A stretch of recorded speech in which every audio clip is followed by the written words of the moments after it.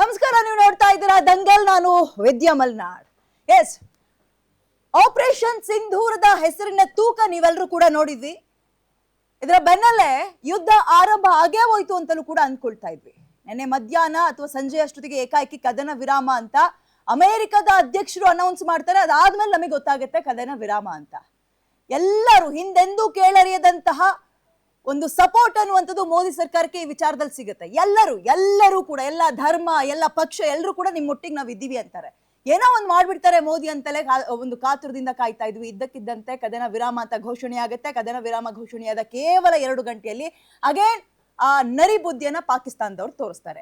ನೋಡಿ, ಪಾಕಿಸ್ತಾನದ ಸರ್ಕಾರ ಬಂದು ಮಂಡಿಯೂರಿ ಕದನ ವಿರಾಮ ಕೊಡಿ ಅಂತ ಕೇಳ್ತಾರೆ. ಪಾಕಿಸ್ತಾನದ ಸೇನೆ ಬಂದು ಅದನ್ನ ಉಲ್ಲಂಘನೆ ಮಾಡುವಂತಹ ಕೆಲಸ ಮಾಡುತ್ತೆ. ಸೊ ಸರ್ಕಾರ ಮತ್ತು ಸೇನೆ ನಡುವೆ ತಾಳಮೇಳ ಇಲ್ಲ ಅನ್ನುವಂಥದ್ದು ಅಗೇನ್ ಪ್ರೂವ್ ಆಗ್ತಲೇ ಹೋಗ್ತಾ ಇದೆ. ಸೇನೆ ಪರವಾಗಿ ಚೀನಾ, ಸರ್ಕಾರದ ಪರವಾಗಿ ಅಮೆರಿಕ, ಅಂದ್ರೆ ಪಾಕಿಸ್ತಾನದ ವಿಚಾರದಲ್ಲಿ ನಾವು ಮಾತಾಡ್ತಾ ಇದೀವಿ. ಇಷ್ಟೆಲ್ಲ ಇದ್ದ ನಂತರವೂ ಕೂಡ ಯಾಕೆ ಕದನ ವಿರಾಮ ನಮಗೂ ಬೇಕಿತ್ತಾ, ಮೂರನೆಯವರ ಮಧ್ಯಸ್ಥಿಕೆ ನಮಗೂ ಬೇಕಿತ್ತಾ, ಇದ್ರ ಬಗ್ಗೆ ಚರ್ಚೆ ಮಾಡ್ತಾ ಹೋಗೋಣ. ಇದೇ ಹೊತ್ತಿನ ವಿಶೇಷ ಕದನ ವಿರಾಮ ಸರಿನಾ ತಪ್ಪ. ನಾನು ವಿದ್ಯಾ ಮಲ್ನಾಡ್. ಸಪೋರ್ಟ್ ಸಿಕ್ಕಿದ್ರೂ ಕೂಡ ಮೋದಿ ಇದನ್ನ ಒಪ್ಕೊಳ್ಳುವಂತಹ ಅಗತ್ಯ ಇತ್ತಾ ಅನ್ನುವಂತಹ ಪ್ರಶ್ನೆಯನ್ನ ಸಹಜವಾಗಿ ಮಾಡ್ತಾ ಇದ್ದಾರೆ. ಇದು ರಾಜಕೀಯ ಚರ್ಚೆಗೂ ಕೂಡ ಕಾರಣವಾಗ್ತಾ ಇದೆ.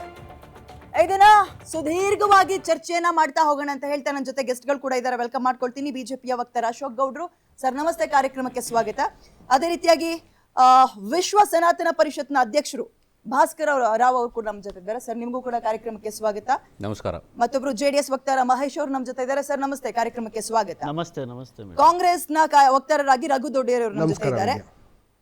ಓಕೆ, ಹನುಮೇಗೌಡರು ಹೇಳ್ತೀನಿ, ನೋಂದಾಯಿತ RSS ಕಾರ್ಯಕರ್ತ, ಜೊತೆಗೆ ಸಾಮಾಜಿಕ ಚಿಂತಕರು ಅಂತ ಕೂಡ ಇವ್ರನ್ನ ಇವತ್ತು ವೆಲ್ಕಮ್ ಮಾಡ್ಕೊಳ್ತೀನಿ. ಸರ್, ಕಾರ್ಯಕ್ರಮಕ್ಕೆ ಸ್ವಾಗತ. ಸರ್, ನಮಸ್ಕಾರ. ನೀವು ಹೇಳ್ದಾಗೆ ಕಾರ್ಯಕ್ರಮ ಆರಂಭ ಮಾಡ್ತಾ ಇದ್ದೀನಿ. ಮೊದಲನೇದಾಗಿ ನಾನು ಅಶೋಕ್ ಗೌಡ್ರಿಗೆ ಕೇಳ್ತೀನಿ ಪ್ರಶ್ನೆ. ಈ ಒಂದು ನಿರ್ಧಾರ ನಿಮಗೆ ತೃಪ್ತಿ ತಂತ, ಕದನ ವಿರಾಮ ಅನ್ನುವಂಥದ್ದು? ಒಂದು ತೃಪ್ತಿ ಸಾರ್ವಜನಿಕವಾಗಿ ಬೇರೆ ವಿಚಾರ ಆಗಿರ್ತದೆ. ಹೌದು.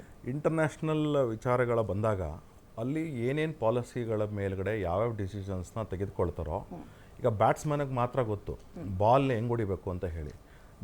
ಕುತ್ಕೊಂಡು ಗ್ಯಾಲರಿಲಿ ಕುತ್ಕೊಂಡಿರೋರಿಗೆಲ್ಲರಿಗೂ ಕಮೆಂಟ್ ಮಾಡ್ತಕ್ಕಂತಹ ಸ್ವಾತಂತ್ರ್ಯತೆ ಇರುತ್ತೆ ಹೊರತು ಅವ್ರು ಕಮೆಂಟ್ ಮಾಡ್ಕೊಳ್ಬೋದು. ಆದರೆ ಬ್ಯಾಟ್ಸ್ಮನ್ಗೆ ಮಾತ್ರ ಗೊತ್ತಿರುತ್ತೆ ಯಾವ ಪರಿಸ್ಥಿತಿಯಲ್ಲಿ ಆ ಬಾಲ್ನ ಆ ರೀತಿ ಬ್ಯಾಟಿಂಗ್ ಮಾಡಿದ್ದೀನಿ ಅಂತ ಹೇಳಿ.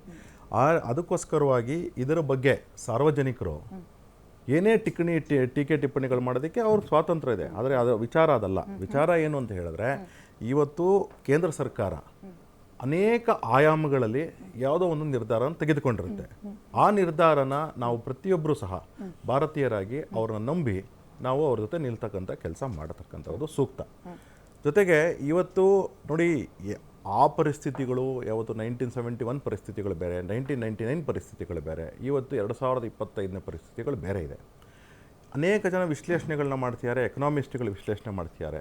ಮತ್ತು ಬೇರೆ ಬೇರೆ ದೇಶಗಳಲ್ಲಿ ನಡೀತಿರ್ತಕ್ಕಂತಹ ವಿಚಾರಗಳೇನಿದೆ, ಇವತ್ತು ಚೀನಾದಲ್ಲಿ ಏನೋ ಒಂದು ವಿಚಾರ ನಡೀತಿದೆ ಮತ್ತು ಭಾರತದಲ್ಲಿ ಏನೋ ವಿಚಾರ ನಡೀತಿದೆ. ಬರೀ ಯುದ್ಧ ಅಲ್ಲ. ಸೊ ಕೆಲವರು ಏನು ಹೇಳ್ತಿದ್ದಾರೆ, ಚೀನಾನೇ ಸ್ಪಾನ್ಸರ್ ಮಾಡಿಸಿ ಈ ಪಹಲ್ಗಾಮ್ನ ವಿಚಾರ ಏನಿತ್ತು, ಪಹಲ್ಗಾಮ್ನ ವಿಚಾರಕ್ಕೆ ಚೀನಾನೇನೇ ಫಂಡ್ ಮಾಡಿತ್ತು ಅಂತ ಕೆಲವರು ಯಾರು ಹೇಳ್ತಾರೆ.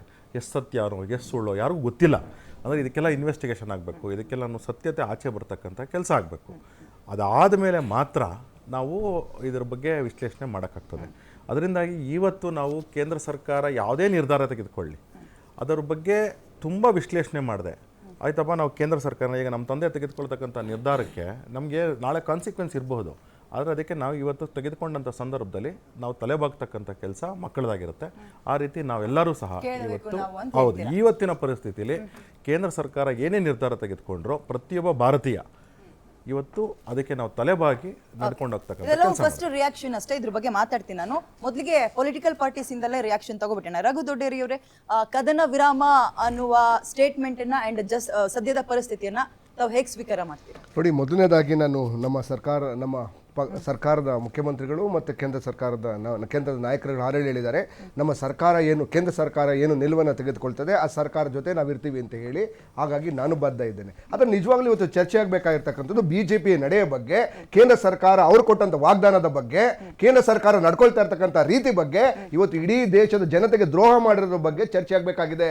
ಅವತ್ತು ಮಾನ್ಯ ಸಿದ್ದರಾಮಯ್ಯನವರು ಮಾನ್ಯ ಸಿದ್ದರಾಮಯ್ಯನವರು ಅವತ್ತೇನು ಒಂದೇ ಒಂದು ಇದನ್ನ ಯುದ್ಧ ಬೇಡ ಅಂತ ಹೇಳಲಿಲ್ಲ ಅವರು. ಯುದ್ಧ ಶುಡ್ ಬಿ ಲಾಸ್ಟ್ ಆಪ್ಷನ್, ಯುದ್ಧ ಶುಡ್ ಬಿ ಲಾಸ್ಟ್ ಆಪ್ಷನ್ ಅಂದಾಗ ಎಲ್ಲಾ ಬಿಜೆಪಿಯವರು ಮುಗಿಬಿದ್ದಿದ್ದನ್ನು ನೋಡಿದಿರಿ. ಹಾಗಾದ್ರೆ ಇವತ್ತು ಯಾವ ನೈತಿಕತೆಯಿಂದ ನೀವು ಬಿಜೆಪಿಯವರು ಯಾವ ನೈತಿಕತೆಯಿಂದ ಇವತ್ತು ನೀವು ಕದನ ವಿರಾಮವನ್ನು ಘೋಷಿಸಿದಿರಿ?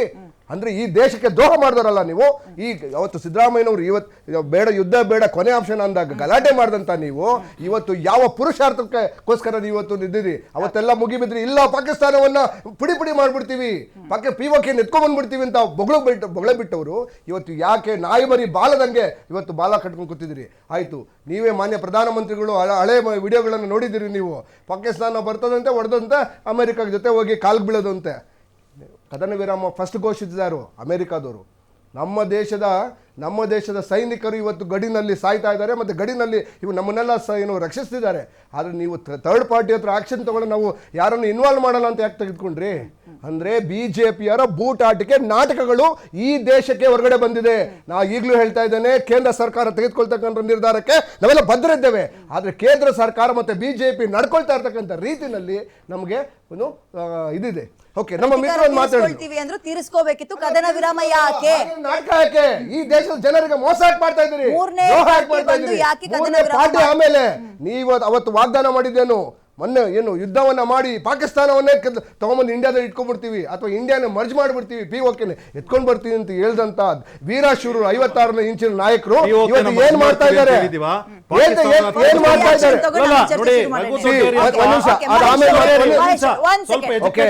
ಹಾಗಾಗಿ ಆಮೇಲೆ ಕೇಂದ್ರ ಸರ್ಕಾರ ಒಂದ್ ನಿಮಿಷ ನೋಡಿ, ನಾನು ಕಾಂಗ್ರೆಸ್ ಪಾರ್ಟಿ ಕಾಂಗ್ರೆಸ್ ಪಾರ್ಟಿ ನಾನು ಇಲ್ಲಿ ಅಟ್ಯಾಕ್ ಮಾಡಕ್ ಬಂದಿಲ್ಲ, ಆಯ್ತಾ? ನಾನು ಬಂದಿರತಕ್ಕಂತಹದ್ದು ಭಾರತದ ಈ ಏನು ಕೇಂದ್ರ ಸರ್ಕಾರದ ನಿಲುವಿದೆ ಅದನ್ನ ಸರಿಯಾಗಿದೆ.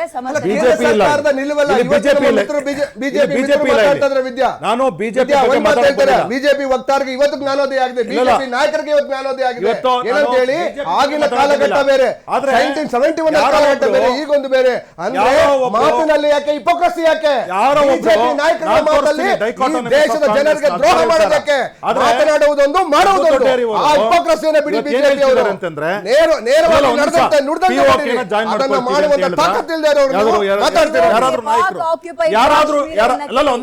ಕೇಂದ್ರದ ಯಾರಾದ್ರೂ ಒಬ್ಬರು ಸಚಿವರು, ಯಾರಾದ್ರೂ ಒಬ್ರು ಹಿರಿಯ ನಾಯಕರು POKನ ಮರ್ಜ್ ಮಾಡ್ಕೊಳ್ತೀವಿ ಅಂತ ಹೇಳಿದಾರ? ಒಂದ್ ನಿಮಿಷ ಅದಾದ್ಮೇಲೆ ಪಾಕಿಸ್ತಾನ ತುಂಡು ಮಾಡ್ತೀವಿ ಅಂತ ಯಾರಾದ್ರೂ ಹೇಳಿದಾರ? ಪಾಕಿಸ್ತಾನಕ್ಕೆ ತಕ್ಕ ಪಾಠವನ್ನು ಕಲಿಸ್ತೇವೆ ಅಂತ ಮಾತ್ರ ನೋಡಿ. ಅದಕ್ಕೆ ನಾನು ಹೇಳಿದ್ದು ವಿದ್ಯಾ ಅವರೇ ನೋಡಿ, ಅದಕ್ಕೆ ನಾನು ಶಾಂತಿ ಸಮಾಧಾನದಿಂದ ಇದ್ದೀನಿ. ನನ್ನ ಸ್ನೇಹಿತರು, ನಂದು ಏನಂದ್ರೆ ನೋಡಿ, ಇಲ್ಲದೆ ಇರತಕ್ಕಂತಹ ಸತ್ಯ, ಇಲ್ಲದೆ ಇರತಕ್ಕಂತಹ ವಿಚಾರಗಳನ್ನ ಇಂತಹ ಒಂದು ಸಂದರ್ಭದಲ್ಲಿ ಹುಟ್ಟಾಕ್ತಕ್ಕಂತಹದ್ದು ಪರಿಸ್ಥಿತಿ ಕಾಂಗ್ರೆಸ್ನ ಕಾರ್ಯಕರ್ತರದ್ದು. ಅದರಿಂದಾಗಿ ನಾನು ಸ್ವಲ್ಪ ರಿಸ್ಟ್ರೈನ್ ಮಾಡ್ಕೊಳ್ಳಿ, ಯಾಕಂದ್ರೆ ಒಂದು ಯುದ್ಧ ನಡೀತಿರ್ತಕ್ಕಂಥ ವಿಚಾರ ಅಂತ ರಘು ದೊಡ್ಡೇರಿಗೆ ಸಜೆಸ್ಟ್ ಮಾಡ್ತಾ ಇದ್ದೀನಿ. ಎಲ್ಲೆಲ್ಲ ಇಲ್ಲದೆ ಇರೋ POK ಪಾಕಿಸ್ತಾನ ತುಂಡು ಮಹೇಶ್ ಅವರೇ ಹೇಳಿ, ಕದನ ವಿರಾಮದ ಬಗ್ಗೆ ನಿಮ್ಮ ಅಭಿಪ್ರಾಯ? ಇವತ್ತು ಇಡೀ ಪ್ರಪಂಚವೇ ನೋಡ್ತಾ ಇರುವಂತಹ ಈ ಒಂದು ಭಾರತ ಅಂತ ಹೇಳಿದ್ರೆ ಇಡೀ ಎಲ್ಲ ದೇಶಗಳು ಸಹ ಕಿವಿಯನ್ನು ನೇರವಾಗಿ ಇಟ್ಕೊಂಡು ಕೇಳುತ್ತೆ, ಕಣ್ಣನ್ನು ನೇರವಾಗಿ ಇಟ್ಕೊಂಡು ನೋಡುತ್ತೆ ಎಲ್ಲ ದೇಶಗಳು. ಇವತ್ತು ಪ್ರಪಂಚದಲ್ಲಿರೋದು ಕೇವಲ ಸಾಮಾನ್ಯವಾದಂಥ ನಾಯಕರೇನಿಲ್ಲ. ರಷ್ಯಾದ ಅಧ್ಯಕ್ಷ ಆಗಿರ್ಬೋದು, ಅಮೆರಿಕದ ಅಧ್ಯಕ್ಷ ಆಗಿರ್ಬೋದು, ಚೀನಾದ ಅಧ್ಯಕ್ಷ ಆಗಿರ್ಬೋದು, ಭಾರತದ ಪ್ರಧಾನಮಂತ್ರಿಗಳನ್ನು ಇಟ್ಕೊಂಡು ಇಡೀ ಪ್ರಪಂಚವೇ ಸಹ ಇವತ್ತು ಎದುರು ನೋಡುವಂಥದ್ದು ಭಾರತ ದೇಶವನ್ನು. ಇವತ್ತು ಯುದ್ಧ ಆಗಿದೆ, ನಡೀತಾ ಇದೆ, ಸರಿನಾ ತಪ್ಪ ಅಂತ. ಸ್ಟಿಲ್ ನಾನು ಒಂದು ಮಾತು ಹೇಳ್ತೀನಿ ಸಿಸ್ಟರ್, ನಾಳೆವರೆಗೂ ಯಾಕೆ ಸಮಾಧಾನವಾಗಿರೋದು ಬೇಡ? ನಾವೆಲ್ಲ ನಾಳೆವರೆಗೂ ಸಮಾಧಾನವಾಗಿರೋಣ. ಇದು ಅತಿ ಸೂಕ್ಷ್ಮವಾದಂಥ ವಿಚಾರ. ಮಾಧ್ಯಮದಲ್ಲಿ ಕೂತ್ಕೊಂಡು 140 ಕೋಟಿ ಜನಸಂಖ್ಯೆಯನ್ನ ಆಧಾರವಾಗಿ ಇಟ್ಕೊಂಡು ಇಲ್ಲಿ ನಾವೆಲ್ಲ ಬಂದು ಕೂತ್ಕೊಂಡು ಮಾತನಾಡ್ತಾ ಇದೀವಿ ಅಂತ ಹೇಳಿದ್ರೆ ನಮ್ಮ ದೇಶದ ಹೆಮ್ಮೆಯಿಂದ ಮಾತನಾಡೋಣ. ಅದು ಬಿಟ್ಬಿಟ್ಟು ನೀವು ಮಾಡೋದು ತಪ್ಪು ಸುಳ್ಳು ಆ ಥರದ್ದೇನು ಬೇಡ. ನಾವು ಪಾರ್ಟ್ ಆಫ್ ದಿ ಗೌರ್ಮೆಂಟ್ ಆಗಿರ್ಬೋದು, ಇಲ್ಲ ಅಂತ ಹೇಳೋದಿಲ್ಲ. ಸನ್ಮಾನ್ಯ ಪೂಜ್ಯ ಪ್ರಧಾನಮಂತ್ರಿಯವರಿಗೆ ಯಾವ್ಯಾವ ರೀತಿಯಾದಂಥ ಈ ದೇಶವನ್ನು ಕಾಪಾಡ್ಕೋಬೇಕು ಎಲ್ಲ ಅಧಿಕಾರವನ್ನು ಎಲ್ಲ ವಿರೋಧ ಪಕ್ಷಗಳು, ಪ್ರತಿಪಕ್ಷಗಳು, ನಾವು ಎಲ್ಲರೂ ಕೊಟ್ಟಿದ್ದೇವೆ. ಆದರೆ ಶಾಂತಿಯಿಂದ ಇರೋಣ. ಒಂದು ಯಾಕೆ ಯಾಕೆ ನಾನು ಈ ಮಾತನ್ನು ಹೇಳ್ತೀನಿ ಅಂತ ಹೇಳಿದ್ರೆ, ನಾವಿಲ್ಲಿ ಎರಡು ಮಾತು ಇಲ್ಲಿ ಮಲ್ನಾಡ್ಜಿ. ಒಂದು, ನಾವು ಯುದ್ಧ ಅಂದಾಗ ಗಾಂಧೀಜಿ ಶಾಂತಿ ಮಂತ್ರವನ್ನ ಮಾಡಕ್ ಹೋಗ್ಬಾರ್ದು, ಮಾಡಿದ್ದೀವಿ. ಯುದ್ಧ ನಿಲ್ಲಿಸಿದಾಗ ಇಂದಿರಾ ಗಾಂಧಿಯವರ ಶಾಂತಿ ಪಾಠವನ್ನ ನಮ್ಗೆ ಹೇಳೋದು ಬರ್ಬೇಕು, ಏನು ಹೋಗ್ಬೇಡಿ. ನಮಗೆ ಗಾಂಧೀಜಿಯವ್ರ ಶಾಂತಿ ಮಂತ್ರನೂ ಗೊತ್ತು, ಇಂದಿರಾ ಗಾಂಧಿಯವ್ರದ್ದು ಎಲ್ಲ ಏನೇನು ಆಟೋಟಗಳಿದೆ ಎಲ್ಲವೂ ಸಹ ಗೊತ್ತು. ಅದಕ್ಕೆ ಯುದ್ಧ ಅಂದಾಗ ಗಾಂಧಿ ಪಾಠ ಮಾಡೋದು ಬೇಡ, ಯುದ್ಧ ನಿಲ್ಲಿಸಿದಾಗ ಇಂದಿರಾ ಗಾಂಧಿಯವರು ಅನ್ನೋದು ಬೇಡ. ಇವತ್ತು ಮೋದಿಜಿಯವರು ಗೊತ್ತಿಲ್ಲದೇ ರಾಜತಾಂತ್ರಿಕ ವ್ಯವಸ್ಥೆಯಲ್ಲಿ ಈ ನಿರ್ಧಾರಗಳನ್ನು ತೆಗೆದುಕೊಳ್ಳೋದಕ್ಕೆ ಸಾಧ್ಯನೇ ಇಲ್ಲ. ಯಾಕೆ ಅಂತ ಹೇಳಿದ್ರೆ ಅವ್ರಿಗೂ ಗೊತ್ತಿದೆ, 140 ಕೋಟಿಯನ್ನ ನಾನು ಪ್ರತಿನಿಧಿಸ್ತಾ ಇದ್ದೀನಿ, ಇದು ತಪ್ಪ, ಇದು ಸರಿನಾ, ಅಮೆರಿಕಾಗೆ ಏನು ಲಾಭ, ಪಾಕಿಸ್ತಾನಕ್ಕೆ ಏನು ಲಾಭ, ಭಾರತಕ್ಕೆ ಏನು ಲಾಭ, ಚೀನಾಕ್ಕೆ ಏನು ಲಾಭ, ಪಕ್ಕದಲ್ಲಿರುವಂತ ಬಾಂಗ್ಲಾಗೆ ಏನು ಲಾಭ, ಮತ್ತೆ ಚೀನಾವನ್ನ ಇವತ್ತು ರಾಜತಾಂತ್ರಿಕ ವ್ಯವಸ್ಥೆಯಲ್ಲಿ ಹೇಗೆ ಇಟ್ಕೋಬೇಕು ಅಮೆರಿಕ, ಇವೆಲ್ಲವನ್ನ ಆಧಾರವಾಗಿ ಇಟ್ಕೊಂಡು ಎಲ್ಲಾ ದೇಶಗಳು ಸರಿಯಾ ತಪ್ಪ, ಲಾಭ ನನಗ ನಷ್ಟ ಯಾರಿಗೆ ಅಂತ ಆಧಾರದ ಮೇಲೆ ನಡೀತಾ ಹೊರತು ನಾವಿಲ್ಲಿ ಕೂತ್ಕೊಬಿಟ್ಟು 6 ಜನ ಬಂದು ಕೂತ್ಕೊಬಿಟ್ಟು ಇಲ್ಲ ನೀವು ತಪ್ಪು ನೀವು ಸರಿ, ನಾವ್ ಯಾರು ಹೇಳೋದಕ್ಕೆ ತಪ್ಪು ಸರಿ ಅಂತ ಹೇಳಿ. ಪ್ರಶ್ನೆ ಏನ್ ಬರ್ತಾ ಇದೆ ಗೊತ್ತಾ, ಕದನ ವಿರಾಮ ಅನ್ನೋದನ್ನ ಮೊದ್ಲಿಗೆ ಬಂದು ನಾವ್ ಹೇಳಬೇಕಿತ್ತು. ಯಾರೋ ಅಧ್ಯಕ್ಷ ಡೊನಾಲ್ಡ್ ಟ್ರಂಪ್ ಬಂದ್ ಹೇಳ್ತಾನೆ ಅಂದಾಗ ಅವ್ರಿಗೆ ಹೀರೋ ಆಗೋ ಅವಕಾಶ ಯಾಕೆ ಕೊಡ್ಬೇಕಿತ್ತು? 1947 ಯಾವತ್ತೂ ಸಹ ಅಮೆರಿಕವನ್ನ ಒಪ್ಕೊಳ್ಳಿಲ್ಲ, ಯಾವ್ದು ನಾವು ಮಾಡಿಲ್ಲ ಆ ತರದನ್ನ ಭಾರತದಲ್ಲಿ. ವಿಶ್ವದ ಹಿರಿಯಣ್ಣ ಅನ್ನುವಂತಹ ಪಟ್ಟಿ ಅವ್ರಿಗೆ ಯಾಕೆ ಕೊಡ್ಬೇಕು? ನಾವು ಅಭಿವೃದ್ಧಿ ಮಾಡ್ತಾ ಇದೀವಿ ಸರ್, ನೋಡಿ ರಷ್ಯಾನು ಇದೆ, ಅಲ್ಲಲ್ಲ ಹಿರಿಯಣ್ಣ ಅನ್ನುವಂತಹ ಪಟ್ಟಿ ಅವ್ರಿಗೆ ಕೊಡ್ಬೇಕು ಅಂತ ಎಲ್ಲೂ ಬರ್ದಿಲ್ಲ. ಅವ್ರು ಪ್ರೂವ್ ಮಾಡ್ಕೊಳಕ್ ಹೋಗ್ತಾ ಇದಾರೆ, ನಾವು ಸಪೋರ್ಟ್ ಮಾಡ್ತಾ ಇದೀವಿ ಅಂತ ಅಷ್ಟೇ. ಒಂದು ನೆನಪಿಸ್ಬಿಡ್ತೀನಿ, ಅಮೆರಿಕದ ಅಧ್ಯಕ್ಷೀಯ ಚುನಾವಣೆಯಲ್ಲಿ ವಿಶ್ವದ ನಾಯಕ ಯಾರಾಗಿದ್ರು ಅಂತ ಹೇಳ್ಬಿಟ್ಟು ದಯಮಾಡಿ ಕೇಳ್ಕೊಳ್ಳಿ ಒಂದ್ಸರಿ.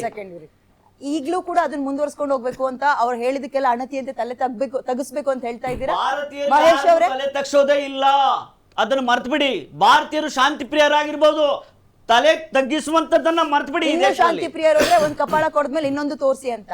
ಗಾಂಧಿನೂ ಒಪ್ಕೊಳ್ಳಲ್ಲ ಅಂತೀರಾ, ಯುದ್ಧ ನಿಲ್ಲಿಸ್ಬೇಕು ಅಂದಾಗ ಇಂದಿರಾ ಗಾಂಧಿ ಅವರು ಬೇಡ ಅಂತೀರಾ, ಅಗೇನ್ ಶಾಂತಿ ಅಂತ ಹೇಳ್ತೀರಾ, 26 ಜನ ಸತ್ ಮೇಲೂ ಶಾಂತಿ ಅಂತ ಹೇಳ್ತೀರಾ.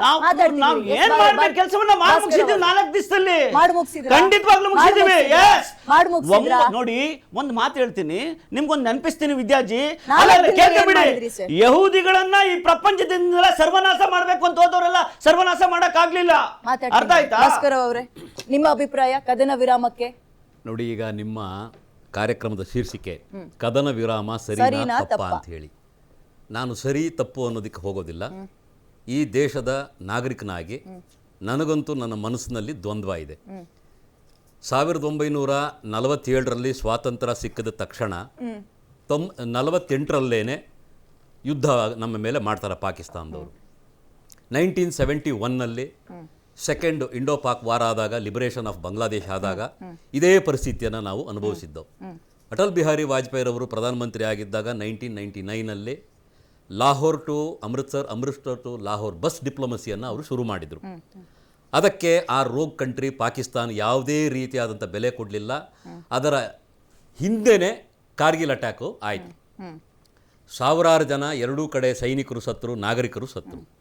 ಈಗ ಕದನ ವಿರಾಮವನ್ನು ನೀವು ಯಾವಾಗ ಅನೌನ್ಸ್ ಮಾಡಬೇಕು? ದೇಶದ ಜನತೆಯನ್ನು ನೀವು ಮಾನ್ಯತೆಗೆ ತಗೊಳ್ಳೋದಿಲ್ವಾ? ನೀವು ನಮ್ಮನ್ನು ಕಾನ್ಫಿಡೆನ್ಸಿಗೆ ತಗೊಳ್ಳೋದಿಲ್ವಾ?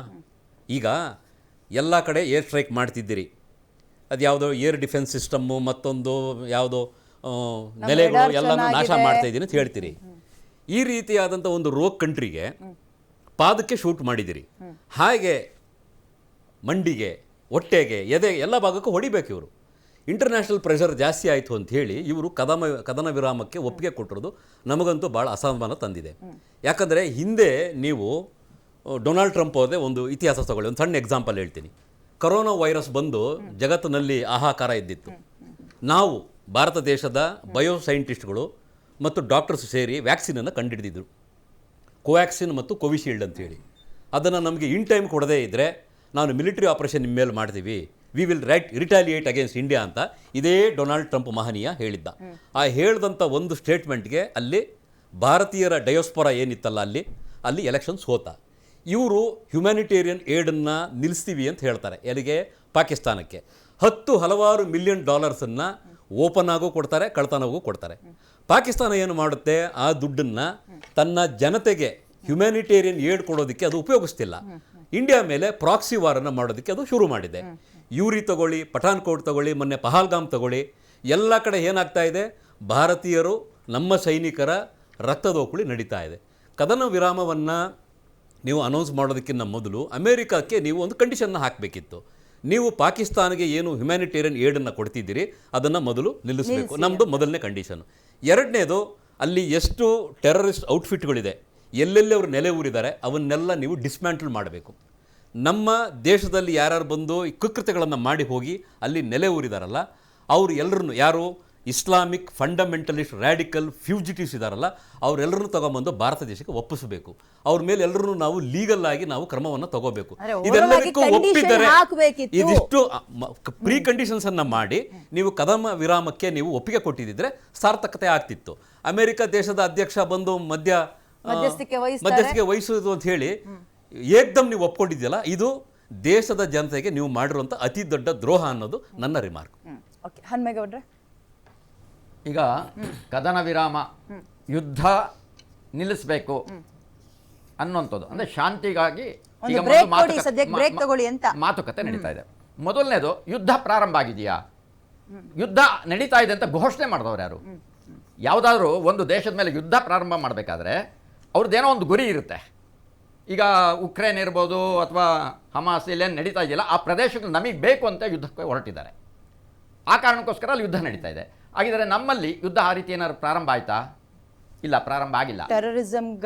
ಟೆರರಿಸಂಗೆ ಯಾರು ನಮ್ಮ ದೇಶದಲ್ಲಿ ಭಯೋತ್ಪಾದನೆಯಿಂದ 26 ಜನರನ್ನು ಕೊಂದ್ರು ಅವರಿಗೆ ತಕ್ಷಣ ರಿಯಾಕ್ಷನ್ ಮಾಡಬೇಕಾದಂಥ ಕೆಲಸವನ್ನ ಮಾಡಬೇಕಾಗಿತ್ತು. ಆದರೆ 15 ದಿವಸ ಬಿಟ್ಟು ಮಾಡಿದ್ರು. ಆದರೆ ಈ ಹಿಂದೆ ಬಾಲಕೋಟ್ ಮೇಲೆ ಇಮ್ಮಿಡಿಯೇಟ್ ಮಾಡಿದ್ರು, ಪುಲ್ವಾಮಾದ ಆದ ತಕ್ಷಣ. ಆ ರೀತಿ ರಿಯಾಕ್ಷನ್ ಆಗಿದ್ದಿದ್ರೆ ಅದಕ್ಕೊಂದು ಹೆಚ್ಚಿನ ಅರ್ಥ ಬರ್ತಾ ಇತ್ತು. ಆದರೆ ಈಗ ನಡೆದಿರೋಂಥದ್ದು ಗಡಿಯಲ್ಲಿ ಘರ್ಷಣೆ ಅಷ್ಟೇ, ಅದು ಯುದ್ಧ ಅಲ್ಲ ನನ್ನ ದೃಷ್ಟಿಯಲ್ಲಿ. ಆ ಯುದ್ಧ ಆಗಿದ್ದಿದ್ರೆ ಅದು ರಾಷ್ಟ್ರಪತಿಗಳು ಅಥವಾ ಪ್ರಧಾನಿಗಳು ಘೋಷಣೆ ಮಾಡಬೇಕಾಗಿತ್ತು, ನಾವು ಯುದ್ಧ ಮಾಡ್ತಿದ್ದೀವಿ ಅಂತ. ಆದರೆ ಈಗ ಜಸ್ಟ್ ನಡೀತಾ ಇರೋಂಥದ್ದು ಗಡಿಯಲ್ಲಿನ ಘರ್ಷಣೆ. ಅಲ್ಲಿ ಭಯೋತ್ಪಾದನಾ ಏನು ಕೇಂದ್ರಗಳಿದ್ದಾವೆ, ಆ ಕೇಂದ್ರಗಳನ್ನು ನಾಶ ಮಾಡುವಂಥ ಕೆಲಸವನ್ನು ಭಾರತದ ನಮ್ಮ ಸೈನಿಕರು ಹೋಗಿ ಮಾಡಿ ಬಂದಿದ್ದಾರೆ. ಆ ಕಾರಣಕ್ಕೆ ಅವರು ಅಪ್ರೋಚೋದಿತವಾಗಿ ಅಘೋಷಿತ ಒಂದು ರೀತಿ ಯುದ್ಧವನ್ನು ಮಾಡಿದ್ದಾರೆ, ಯುದ್ಧ ಅಂತ ಹೇಳಿಲ್ಲ. ಇದು ಎಲ್ಲೂ ಕೂಡ ಹೈಲೈಟ್ ಆಗಿಲ್ಲ. ಆದರೆ ಎಲ್ಲರೂ ಹೇಳ್ತಾ ಇರೋದು ಯುದ್ಧ ಯುದ್ಧ ಅನ್ನೋಂಥದ್ದು ಶಬ್ದಗಳನ್ನು ಬಳಕೆ ಮಾಡ್ತಾ ಇದ್ವಿ. ಇದು ನನಗೆ ಮೊದಲನೇದು ಇದು ಸರಿಯಲ್ಲ. ಅಕಸ್ಮಾತ್ ಆ ಥರ ಏನಾದರೂ ಆಗಿದ್ದರೆ ಯುದ್ಧ ಅಂತ ಘೋಷಣೆ ಮಾಡಿ ಮುಂದೆ ಹೋಗಬೇಕಾಗಿತ್ತು. ಆಮೇಲೆ ಕದನ ವಿರಾಮದ ಇವರು ಈ ಮಾತುಕತೆಗಳನ್ನು ಮಾಡಬೇಕಾಗಿತ್ತು. ಎರಡನೆಯದು, ಈಗಾಗಲೇ ಇಡೀ ಜಗತ್ತಿಗೆ ಅತ್ಯಂತ ಒಂದು ಕೆಟ್ಟ ಭಾವನೆ ಪಾಕಿಸ್ತಾನ ಮೇಲೆ ಬಂದಿದೆ. ಅದು ಯಾಕೆ ಅಂತೇಳಿದ್ರೆ ಭಯೋತ್ಪಾದಕರ ಸೃಷ್ಟಿ, ಅವರ ಅಡುಗು ತಾಣಗಳು ಅಥವಾ ಅವರಿಗೆ ಬೇಕಾದಂಥ ಎಲ್ಲ ರೀತಿಯ ಹಣಕಾಸು, ಮದ್ದುಗುಂಡು ಎಲ್ಲ ಸವಲತ್ತುಗಳನ್ನು ಅವರು ಕೊಡ್ತಾ ಇದ್ದಾರೆ. ಹಾಗಾಗಿ ಇಂತಹ ಒಂದು ಆಶ್ರಯ ಕೊಟ್ಟಿರುವಂತಹ ಪಾಕಿಸ್ತಾನದ ಇದಕ್ಕೆ ಯಾವುದೋ ಅಂತಾರಾಷ್ಟ್ರೀಯ ಮಟ್ಟದ ಇವರಿಗೆ ಒತ್ತಡ ಬಂದಾಗ ಇದನ್ನು ಹೇಳಬೇಕಾಗಿತ್ತು. ನಾಳೆ ದಿನ ನೀವು ಹೇಳದಂತೆ ನಾವು ಸುಮ್ಮನೆ ಆದರೆ ಜಗತ್ತಿನ ಎಲ್ಲರಿಗೂ ಇದೇ ರೀತಿಯ ಭಯೋತ್ಪಾದನೆಗಳು ಹೆಚ್ಚಿಗೆ ಆಗುತ್ತೆ, ನಿಮಗೂ ಕೂಡ ನಷ್ಟ ಆಗುತ್ತೆ, ಅಲ್ಲಿನ ಪ್ರಾಣಹಾನಿ, ಆಸ್ತಿ ಹಾನಿ ಆಗುತ್ತೆ. ಆ ಗಟ್ಟಿ ಧ್ವನಿಯನ್ನ ನಮ್ಮ ಪ್ರಧಾನಿಗಳು ಅಥವಾ ನಮ್ಮ ಸರ್ಕಾರ ಮಾಡಬೇಕಾಗಿತ್ತು. ಆದರೆ ಇದನ್ನು ಮಾಡಲಿಲ್ಲ. ಆದರೆ ಇಡೀ ದೇಶದ ಜನ ಯೋಚನೆ ಮಾಡ್ತಿದ್ರು. ಅದರಲ್ಲೂ ವಿಶೇಷವಾಗಿ ಯಾರು ಮೋದಿಯ ಬೆಂಬಲಿಗರು ಅಥವಾ ಬಿಜೆಪಿಯ ಬೆಂಬಲಿತರಿದ್ದಾರೆ ಅವರೆಲ್ಲರೂ ಕೂಡ ಪಾಕಿಸ್ತಾನವನ್ನು ಕುಟ್ಟಿ ಪುಡಿ ಪುಡಿ ಮಾಡ್ತೀವಿ ಅಂತ ಅಂದ್ಕೊಂಡು ಹೇಳ್ತಾ ಇದ್ರು. ಆದರೆ ಮೋದಿ ಕೂಡ ಹೇಳಿದ್ರು ಹುಡುಕಿ ಹೊಡಿತೀವಿ ಅಂತ. ಹುಡುಕಿ ಹೊಡೆದ್ರಷ್ಟೇ, ಹುಡುಕಿ ಹೊಡಿಲಿಲ್ಲ. ಅವರ ಮಾತಲ್ಲಿ ಅವರೇ ಎಲ್ಲೋ ಒಂದ್ ಕಡೆ ಫೈಲೂರ್ ಆಗಿದ್ದಾರೆ. ಆದರೆ ಈ ಕಂಡೀಷನ್ ಅನ್ನು ಹಾಕಿ ಜಗತ್ತಿನ ಮುಂದೆ ಇಲ್ಲಪ್ಪ ನಾವು ಬಗ್ಗೋದಿಲ್ಲ, ಭಯೋತ್ಪಾದನೆ ನಿರ್ನಾಮ ಆದರೆ ಮಾತ್ರ ನಾವು ನಿಲ್ಲಿಸ್ತೀವಿ ಅಂತ ಹೇಳಬೇಕಾದಂಥ ಒಂದು ಗಟ್ಟಿ ಧ್ವನಿ ಆಗಬೇಕಾಗಿತ್ತು. ಅದು ಆಗಿಲ್ಲ. ಅದು ನನಗೆ ತುಂಬ ನೋವು. ನನಗೆ ಮಾತ್ರ ಅಲ್ಲ, ಇಡೀ ದೇಶದ ಬಹುತೇಕ ಅದು ಪಕ್ಷಭೇದ ಮೆರೆತು ಎಲ್ಲರಿಗೂ ಈ ನೋವಿದೆ. ಅದೇ ಕಾರಣಕ್ಕೆ ಇಂದಿರಾ ಗಾಂಧಿ ಅವರನ್ನ ಸ್ಮರಣೆ ಮಾಡ್ತಾ ಇದ್ದಾರೆ. ಈ ವಿಚಾರವನ್ನ ಅಥವಾ ಚರ್ಚೆನ ಮುಂದುವರ್ಸೋಣ. ಮತ್ತೊಂದು ಪ್ರಶ್ನೆ ಕಾಡ್ತಾ ಇರುವಂತದ್ದು, ಅನಗತ್ಯವಾಗಿ ಅಮೆರಿಕವನ್ನ ಮತ್ತೆ ಹೀರೋ ಮಾಡ್ಬಿಟ್ವಲ್ಲ ನಾವು, ಯಾಕೆ ಬೇಕಿತ್ತು ಇದು ನಮ್ಗೆ? ಕದನ ವಿರಾಮ ಅಂತ ಅವ್ರು ಬಂದು ಹೇಳಿದ ತಕ್ಷಣ ಅಥವಾ ಪ್ರೆಷರ್ ಹಾಕಿದ ತಕ್ಷಣ ನಾವು ಋಣದಲ್ಲಿ ಇರ್ಲಿಲ್ವಲ್ಲ, ವಾಪಸ್ ಪ್ರಶ್ನೆ ಮಾಡ್ಬೋದಿತ್ತಲ್ಲ, ಅಥವಾ ಕೆಲ ಕಂಡೀಷನ್ಗಳನ್ನ ಇಡ್ಬೋದಿತ್ತಲ್ಲ. ಏಕಾಏಕಿ ಅವ್ರು ಹೇಳಿದ ತಕ್ಷಣ ತಲೆ ಬಗ್ಸಿ ಹ್ಞೂ ಅಂತ ಒಪ್ಕೊಂಡಿದ್ಯಾಕೆ? ಇದನ್ನ ಜನ ಪ್ರಶ್ನೆ ಮಾಡ್ತಾ ಇದ್ದಾರೆ.